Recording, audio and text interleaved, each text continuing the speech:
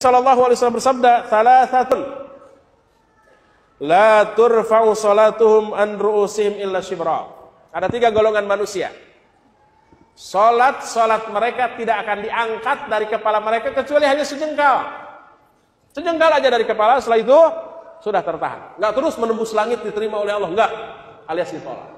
3 golongan manusia. Siapa 3 golongan manusia? Nah, perhatikan. Pertama, mungkin ada 1-2 di antara antum yang terkena poin pertama ini. Ya mungkin semuanya lah. Mungkin 1-2 lah. Pertama adalah rajulun amma qauman wa hum lahu karihun. Seseorang laki-laki, ini laki-laki, nggak boleh wanita, yang memimpin mengimami satu kaum padahal kaum itu membenci sang imam. Ini berlaku dalam sholat, berlaku di luar sholat. RT, RW, lurah, camat, wali kota atau bupati, gubernur, sampai menteri, sampai presiden, itu pemimpin. Tapi dibenci oleh kaumnya. Sholatnya tidak akan diterima. Sholatnya tidak akan diangkat dari kepalanya kecuali hanya sejengkal, mentok sudah di sana. Makanya kalau kita umpamanya sholat di satu daerah, di satu kota ada masjid, kita sebagai pendatang jangan berani-berani jadi imam tanpa izin dari si pribumi di sana. Tiba-tiba kita maju karena merasa kita memiliki ilmu yang lebih, makmum membenci hal itu. Nggak boleh. Ini pertama. Kedua, antum semua ikhwan yang ada di sini nggak akan kena dengan yang kedua ini. Yang kena di sini akhwat, khusus akhwat yang kedua ini. Hafalkan jadi senjata bagi ikhwan. Kedua, wamro'atun batat wa zawjuha sakhitun 'alaiha.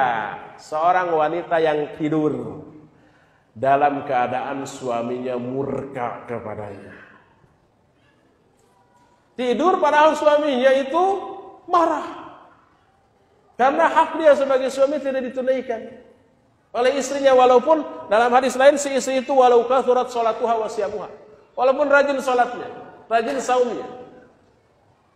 Seorang umpamanya istri malam-malam tahajud jam 2, khusyuk sampai nangis sampai subuh. Ketika adzan subuh dia sholat 2 rakaat, sholat fajar atau qoblas subuh. Qoblas subuh lebih baik daripada dunia dan isinya. Lalu sholat subuh panjang, khusyuk sampai nangis. Beres sholat subuh wirid sampai suruk kok. Beres suruk lalu dia sholat 2 rakaat. Pahalanya sama dengan pahala haji dan umroh secara sempurna. Jam 7 baru selesai, suaminya udah pergi. Dari tadi nunggu pelayanan dari istrinya, cuek. Sudah kalau sudah pergi gimana lagi? Suami perginya sambil marah-marah. Kaos kakinya terbalik gitu ya, satu merah satu kuning, karena nggak disiapkan sama istrinya. Pakaiannya juga belum disetrika, pakaian dalamnya bekas kemarin gatal-gatal, gimana lagi? Nggak disiapkan. Pergi. Pulang suaminya ketika pas maghrib. Istrinya sedang sholat maghrib, khusyuk. Beres sholat maghrib, wirid. Setelah itu sholat ba'da maghrib sampai isya. Lalu adzan isya, dia sholat lagi isya, khusyuk sampai nangis, wirid. Ya, setelah itu baru sholat sunat ba'da isya sampai jam 9. Ke kamar, suaminya sudah tidur dalam keadaan marah. Ya sudah, gimana lagi? Jam 2 bangun lagi, tahajud lagi. Gitu terus. Istri solehah. Itu salatnya nggak diterima oleh Allah SWT. Karena kewajiban yang paling pokok setelah kepada Allah kepada suami.